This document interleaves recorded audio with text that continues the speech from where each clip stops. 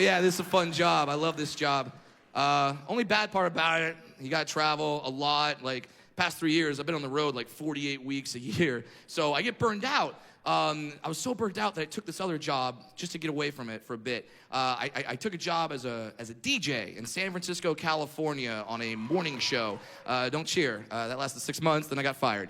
I will tell you exactly what happened. They might say something different on Google. This is what happened. I was a morning show DJ on the show. I was the sports guy on the morning show. Obviously, you look at me, you're like, yeah, there's a dude that got picked first for every team growing up. I was a sports guy. While I was up there, the San Francisco Giants won the World Series. Now, I don't like the San Francisco Giants. So I go on air the next day. Talk a bunch of shit about the San Francisco Giants, make reference to a couple players that I know have been cheating on their wives, classy stuff. They don't like that. The Giants team calls up the radio station, is like, if that guy's not fired, suspended, or apologizes, we're pulling all our funding from your station. The station panics. They call me to a meeting. They're like, Brad, you gotta go on air tomorrow, say something nice about the Giants. I'm like, nope, not gonna do that. And they're like, no. They're like, no, you gotta do it. Just go on air and say something nice about the Giants. I'm like, that's never gonna happen. They're like, what? Because you're from Southern California and you're a Dodger fan? I'm like, I am, but that has nothing to do with it. Nothing to do with it. I'm a professional. They go, well, why don't you just say anything nice about the Giants? Like, because I'm a fucking midget. I'm not gonna wear a jersey that says Giants on it, asshole. Realize that? I'm not gonna support something that's been trying to kill me my entire life. No one else would do that, ever. A black guy would never wear a jersey that says cops. Okay. It's a good tester joke. Some of you guys laughed, some of you didn't. That's fine. You don't have to laugh at jokes you don't like. That's fine. But if you did not laugh at that joke, I can tell you something about yourself. You're white. Guarantee you. Because black people love that joke. And black people love racial jokes in general. They're not afraid of them like white people. White people are scared to tell racial jokes. Black people aren't. You've never seen a black guy at his job like, hey guys, I've got a cracker joke to tell you guys right now. No! A black guy will wait until he is surrounded by the maximum number of crackers before he tells the joke. He'll call more over. Richard, get over here. You're gonna love this shit. Like, not white people. We hold it in. We hold it in because we know we can get in trouble. So we walk around all day with this voice in our heart like, don't say shit, don't say shit, don't say shit, don't say shit. Because we know we can get busted. We can get fired. You see it all the time. People have to apologize for what they say about racial issues. There's always some celebrity who's got to call a press conference and be like, I'm sorry to the African American community. I meant nothing when I ordered the salmon blackened.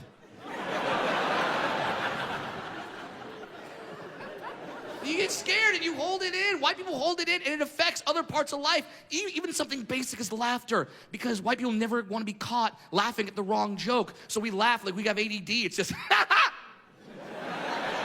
And we stop. You ever seen a black guy laugh like that? Fuck no. I love making black guys laugh. You make a black guy laugh, he puts everything he has into it. Body, soul. Black people burn calories when they laugh. It is awesome. You make a black dude laugh, it's like, oh, shit! That is the funniest thing I've ever heard in my goddamn life! Try it, white people. You'll like it. Don't get me wrong. You're gonna fuck it up the first time you do it. First time you'll be like, golly gee willikers. That was a humorous anecdote. I just don't get why we're not allowed to talk about certain things. It doesn't make any sense to me. Because in my opinion, when you talk about racial issues, when you joke about it, when you have a discussion, that's how you learn. That's how you gain a greater appreciation. You do. That's how you learn and appreciate other cultures. Like right now, I love Asian people. I love Asian people right now. Because 2 weeks ago, my Asian buddy called me up and he asked me for help to fix his iPhone. Think about that for a second, okay? He asked me. He could have asked his cousin. His cousin built the fucker, all right? But he didn't. He asked me, and that made me feel good about myself, made me feel good about the Asian people. And that's not realized, oh my God, this is how we could end racism. If every group just asks for help with something they're supposed to be good at. Then we'll all support each other. We'll build each other up, right? Appreciate each other's cultures. Like, how much would you love Indian people if your Indian friend just called you like, oh my God, you need to help me. You need to help me right now. I am telling you one thing, now more than ever, I am in desperate need of customer service, right? I don't know what to do with my computer. I have tried everything to fix my computer. I have turned it off. I have turned it back on. I don't know what to do. If you can please just help me, I would be ever so grateful. Oh, wait, you are busy? I will hold.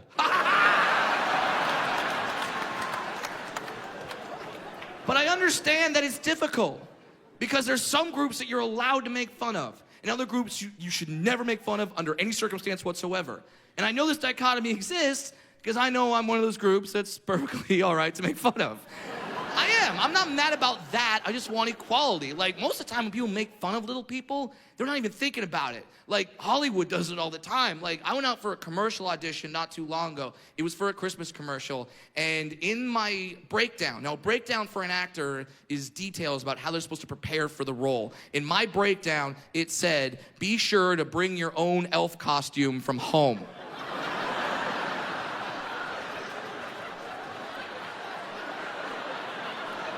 From home!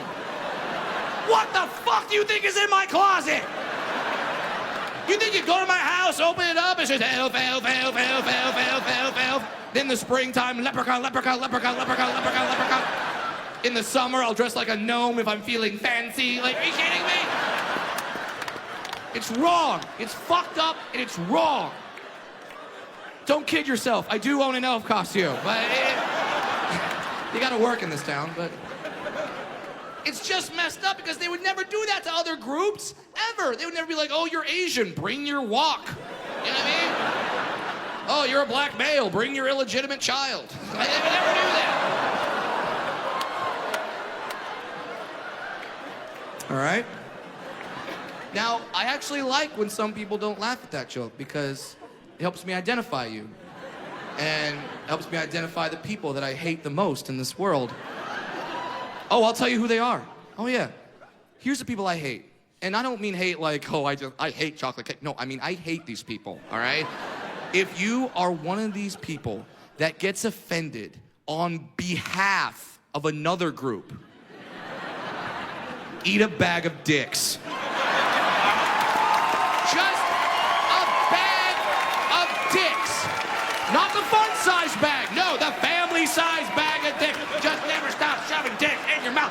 Why do people do this? Why? Why do people care so much about shit that has nothing to do with them? And the worst part is that they think they're being so good. They think they're being a champion. I hope you know that when you get offended on behalf of another group, what you're doing is infinitely times more racist than whatever pissed you off in the first place. Because what you're doing is you're turning to that group and you're saying, hey, you're not smart enough to know you're being made fun of right now. But don't worry, I know you were made fun of, and I'm gonna do something about it. No, don't get up, don't get up, don't get up, don't get up, don't get up. Stay there, I'll handle it, I got this, master race on 3. 1, 2, 3. Okay, there we go. Like, why do people do this? And I know they do this. I had a woman come up to me recently after a show, angry, pissed off. Brad, I was so offended when you said the word midget. I was like, right, because you have other family members who are dwarfs. No. You have children that are little people. No. Then why the fuck do you care? Why do you care? This doesn't affect you. It doesn't change your life. I would understand if every time I said the word midget, that was some sort of call to arms to all the little people out there to rise up and fight our tall oppressors. And then when you guys got home, there were midgets just flying in your windows, doing shoulder rolls and then drop kicking your puppy. Okay, I would get that. But literally nothing happens to you. And who the fuck are you to tell me what I could say about my own people? I hope you realize I've been a midget my entire life. All 32 years. It's not like I was 6'4", you know, things weren't going so well, so I hacked off a couple of feet and said, let's give this a shot. That didn't happen. Why do people care so much about things that don't affect them? Why would anyone give a shit if weed is legal or not? Listen, if you don't smoke weed, great, don't smoke weed. But don't stop someone else from doing it, because them doing that action doesn't affect you whatsoever. Same thing with gay marriage. Listen, if you're not gay, who gives a shit if gay marriage is legal or not? If two gay people get married, didn't change your life. Didn't affect you whatsoever. Why do people give a shit about that? And why do people give a shit when I drive in my car and I sing every lyric to Katy Perry's Firework? Why? I love that song. That's a great song. It's an inspirational song. Helps me feel better about myself. Now, I understand that joke is not funny, all right? It's not. But I say it every night, because one of these nights, one of you people in the audience, you are going to know Katy Perry, and you're going to tell her about that joke. She's going to be intrigued by that joke. She's going to want to come see one of my shows. She's going to laugh at my comedy show. She's going to want to meet me afterward. I will meet Katy Perry, and then I will finally get a chance to motorboat damn titties.